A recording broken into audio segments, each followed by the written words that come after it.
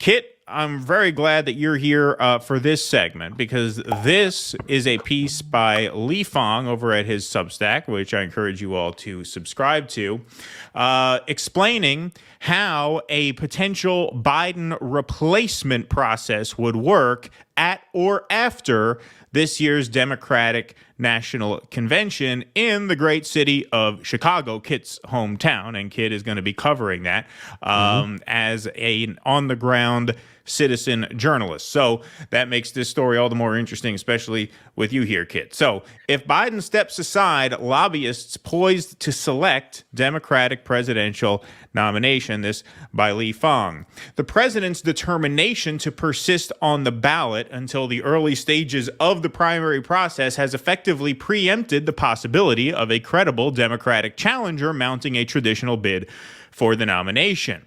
Should Biden withdraw from the nomination or abruptly exit the race for any reason within the next 8 months? Any reason. Can you think of what that reason might be? I don't know. Brain damage, missing brain, put brain here, something like that. There should be something in the skull with Biden. Who knows? Yeah, exactly. There is virtually no chance that voters would have a direct say in his replacement. What else is new? In such scenarios, DNC officials, including lobbyists for companies like Google and United Health, may ultimately determine the party's nominee. Well, that's not bad. I mean, we love Google, right? We all love Google here. Oh, yeah, Google really. and United Health, I mean, they're perfect. In fact, they should just pick the president. I don't even see why we should let anybody vote. I think Google and United Health should just meet and work it out, and that should be that. I don't think anybody should get to vote. No primary, no general, no nothing.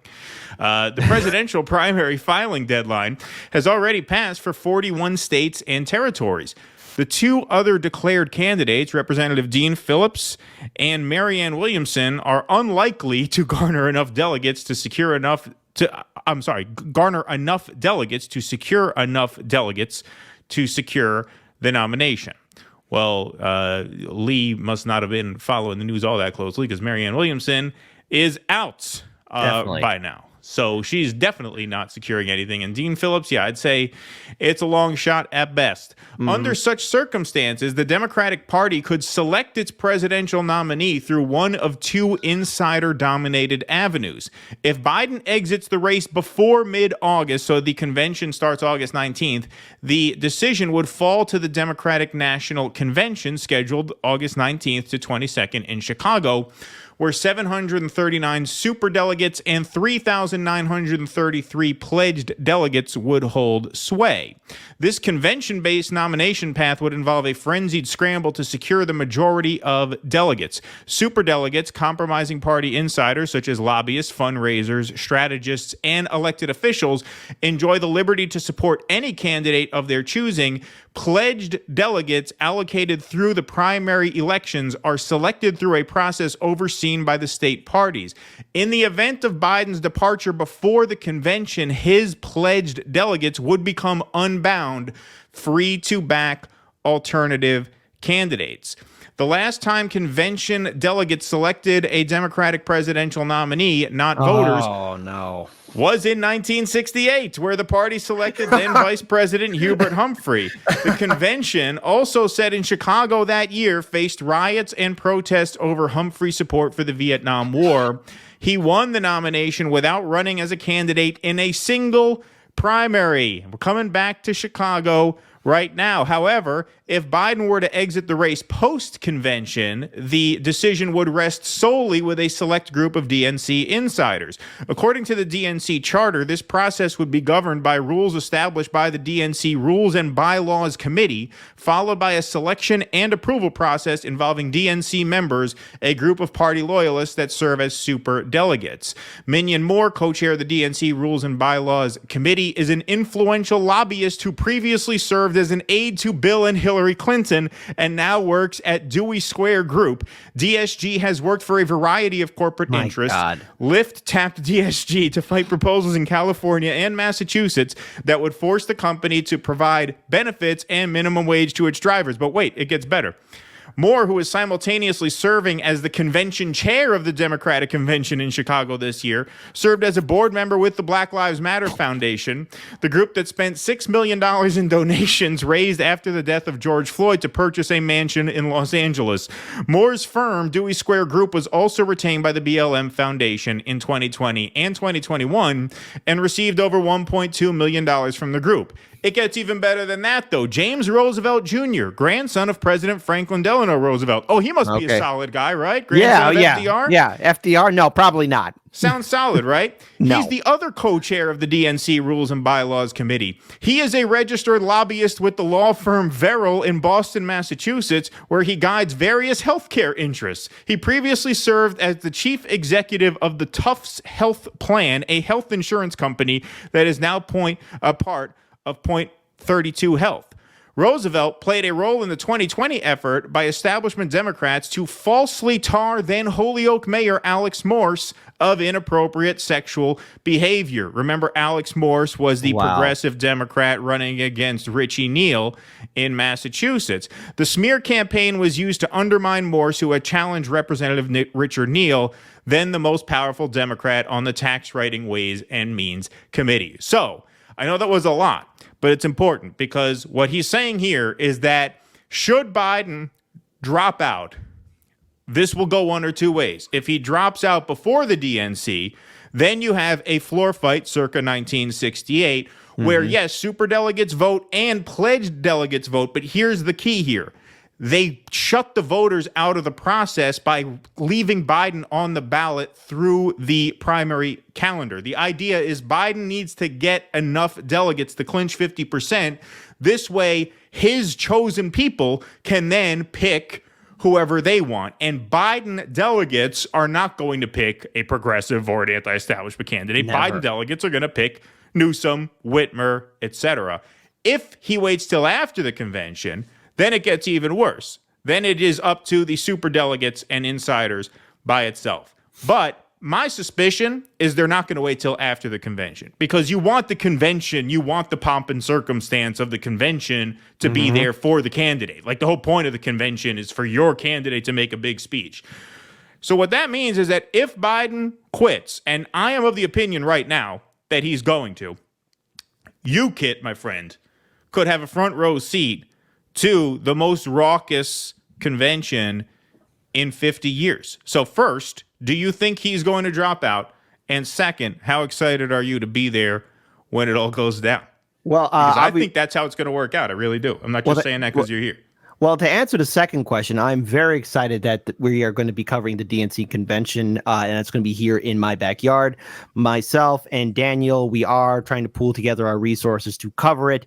And, I know I get a lot of pushback from some people say, like, why would you want to cover the DNC convention? Well, going back to cover your first part, it seems inevitable at this point that Biden is going to have to drop out. And if you want to do the pomp and circumstance and the huge, parade or announcement, like, hey, here's who we're going to pick, of course you want to cover it, but no matter what happens, it's still not going to help out the Democrats because the Democrats still haven't really offered a real solid message on what they're going to do for the American people. And there's a lot of protest groups and activists and organizations that are upset at the Democratic machine, Mayor Brandon Johnson, Governor J.B. Pritzker, and the Democrats as a whole. This is a powder keg that's ready to blow up, and this is frontline video content, people who are going to be upset. This is all going to be taking place at the United Center.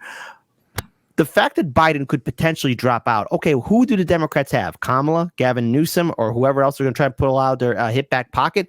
What matters to voters right now, because a lot of Americans are just only focused on one thing, or either that, just trying to focus who's on the campaign. You're going to bring out somebody brand new, and it's like, who is this person? Why are they now front and center? They're better than Biden? I thought everyone was saying that Biden was great. We all know that Democrats don't have a leg to stand on. They have no solid foundation whatsoever. So no matter what's going to happen, people are going to be pissed off because we are witnessing an economy falling apart, our infrastructure failing. It's all been already over a year since the disaster at East Palestine, Ohio. And Biden and the Democrats have yet have yet to do anything to help those people who've been exposed to dangerous chemicals. And not to mention, there's numerous other disasters that took place in this country. So the fact that this DNC convention is going to happen here in Chicago, I am really excited for it. And yeah, I do see Biden dropping out. The worst case scenario that I see playing is that they're going to push him all the way through to the very end, which would be arrogance of the highest level. When you say to the very end, you mean past the convention? Past the convention? Drop out in October? Possibly, or either that. Worst case, they might be living in their own reality and somehow assume that Americans will vote for Biden because Trump. They're going to hope the tried and true method of 2020 will repeat itself in 2024. I've spoken to a lot of liberals, some diehard liberal people who are just really for Biden, saying we just got to have Biden back in the White House and maybe he'll step down and Kamala will step in and it'll be historic. And I'm like, wait a minute, you're only doing this for points in history? You're gambling everything. Don't you want to win? Don't you care about some kind of representation? Don't you think you should have been caring about this in 2023 at the very beginning? Because Biden clearly is showing a mental decline. He is not aware of where he is at. He's remembering dead leaders. He's remembering dead politicians. He was struggling to remember his son. And I just got to remember that quote that Tony Soprano asked Jr. Don't you love me? Doesn't anybody love Joe Biden and his family? Did anyone ever think that this was a good idea? I remember when he said he was going to be a one-term president. Well, he never explicitly said one term, but he says he's going to be a transitional president, implying that he would likely not run again.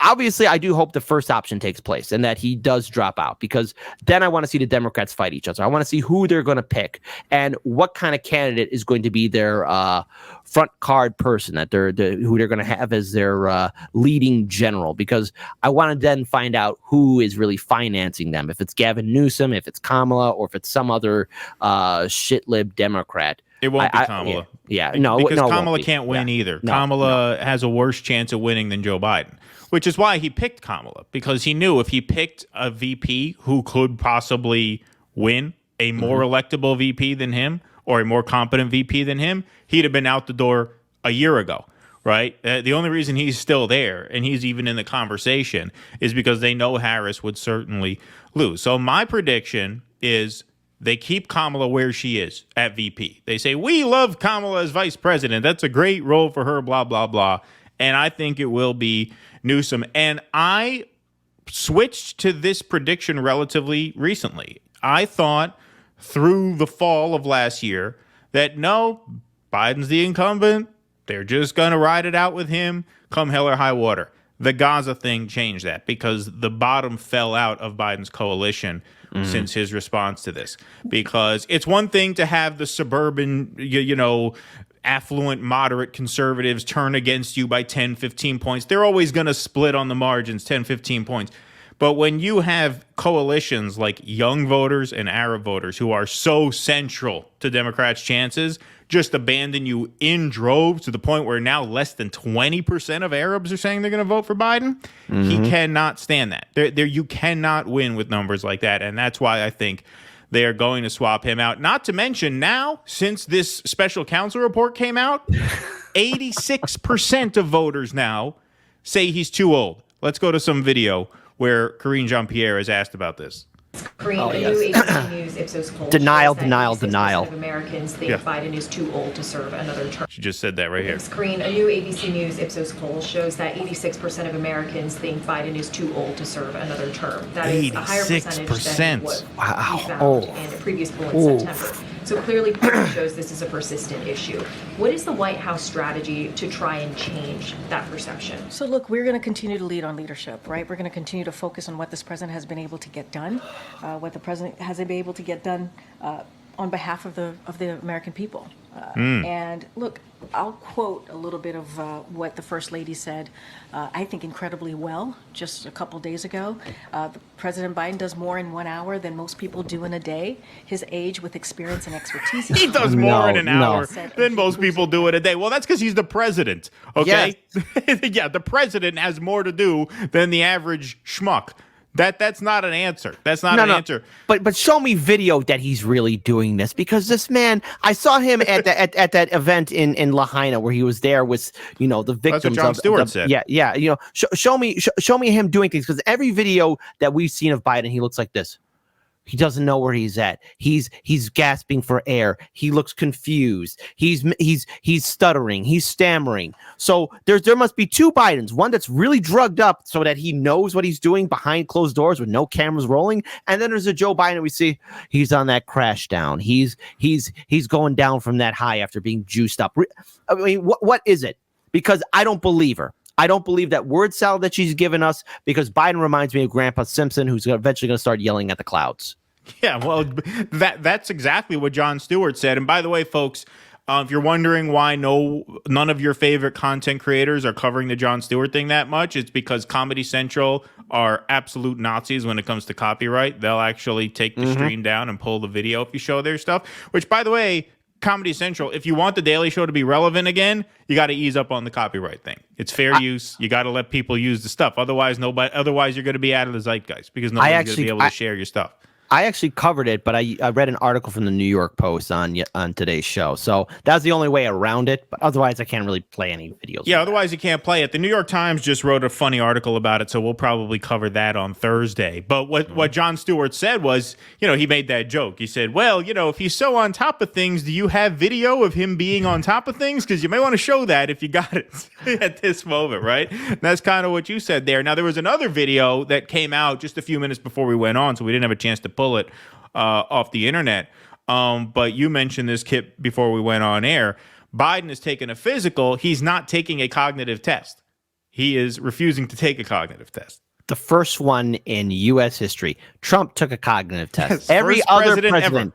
This is Joe Biden. So when I hear that, because look, I've seen family members take cognitive tests, and I've had friends who've had family members who are, of advanced age, 80 and higher, take that. And it's a very difficult thing to witness them, especially when they can't remember anything. They're struggling to go through it.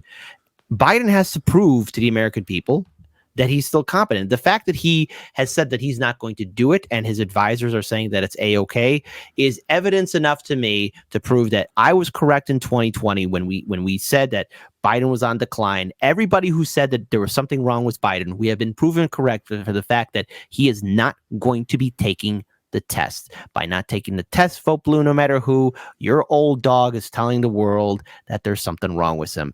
How do we know he's fine if he's not going to take the test? Even Trump took the test, and that's saying a lot. If the orange boogeyman is willing to cross that Rubicon, why is an old man Biden?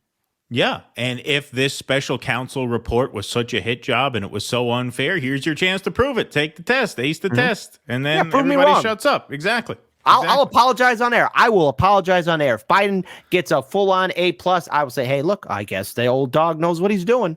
Kit will scarf a thin crust New York pizza from Joe's on Bleecker Street. New Orleans pizza. I'll take a New Orleans pizza. I'll have to call up Russ like, hey, man, I need you to commit a war crime and get me some New Orleans pizza. Send it to me here. I'll eat it live on air. There you go. Please clap.